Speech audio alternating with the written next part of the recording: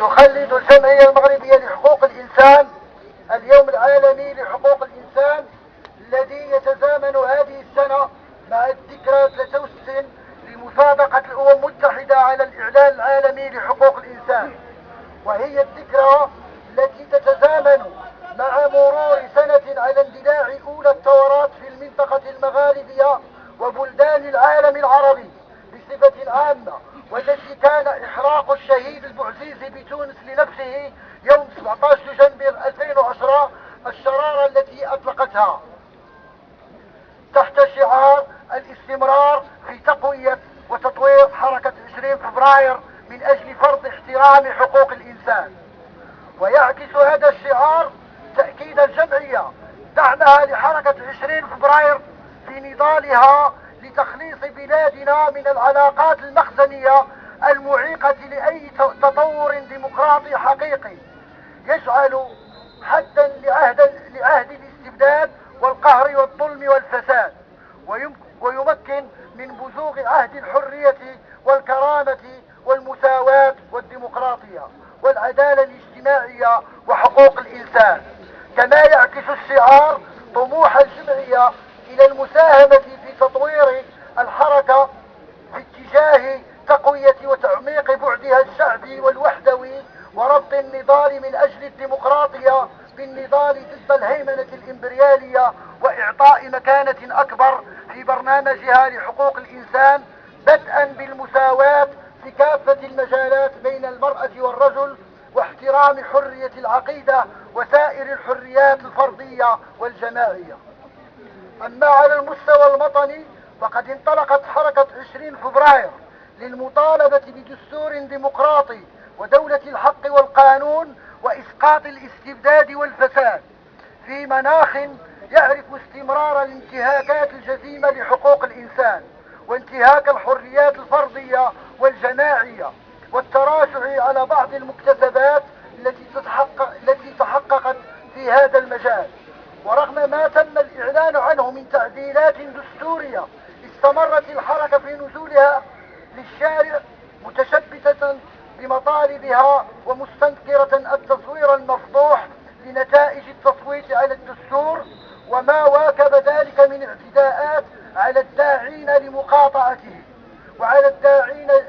لمقاطعة الانتخابات التي عرفت العديد من الخروقات والتدخلات لأعوان السلطة في التأثير على المواطنين والمواطنات بمختلف الوسائل، مما يؤكد أن بلادنا وبعد أزيد من نصف قرن من الإعلان عن استقلال المغرب لم تتمكن بعد من بناء النظام الديمقراطي المنشود المستند إلى معايير دولة الحق والقانون ومجتمع المواطنة بكافة الحقوق. كما يؤكد أن الحفاظ على المكتسبات وتطويرها يستوجب مأسستها بدءا بإقرار دستور ديمقراطي يتطلب احترام الديمقراطية عند صياغة المشروع أو من حيث المصادقة أو من حيث المضمون الديمقراطي الذي يجب أن يؤكد بالخصوص على السيادة الشعبية وعلى الشعب كمصدر لكل السلطات، ويقر بشكل واضح بقيم ومعايير حقوق الإنسان الكونية من ضمنها المساواة وعلى رأسها المساواة بين النساء والرجال في جميع الحقوق. النساء والرجال في الحقوق بحال بحال، النساء والرجال في الحقوق بحال بحال، النساء والرجال في الحقوق بحال بحال، النساء والرجال في الحقوق بحال بحال، النساء والرجال. أولا بالنسبة للالتزامات الدولية للمغرب في مجال حقوق الإنسان، تعتبر الجمعية أن التزام المغرب بحقوق الإنسان كما هي متعارف عليها عالميا يفرض عليه المصادقة على كافة الاتفاقيات الدولية في هذا المجال ورفع التحفظات عن الاتفاقيات المصادق عليها وإقرار الدستور لسمو المواثيق الدولية بالنسبة للقوانين المغربية وملائمة التشريعات المحلية مع الاتفاقيات المصادق عليها وتنفيذ توصيات اللجنة الأممية واحترام حقوق الإنسان في الواقع. ثانيا ملف الانتهاكات الجسيمة لحقوق الإنسان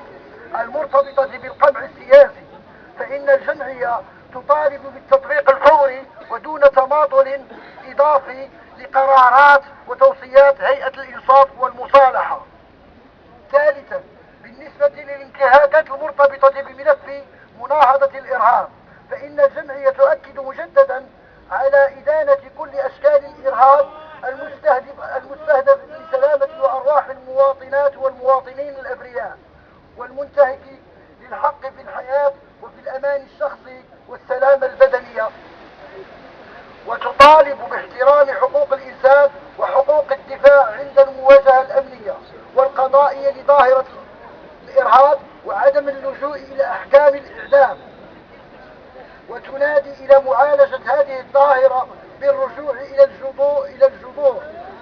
بما يستوجب ذلك من توفير شروط احترام كافة الحقوق السياسية والمدنية والاقتصادية والاجتماعية والثقافية لعمومه. حقوقي دم في حقوقي ولن أنساها ولو أدبوني، حقوقي دم في حقوقي ولن أنساها ولو أدبوني، حقوقي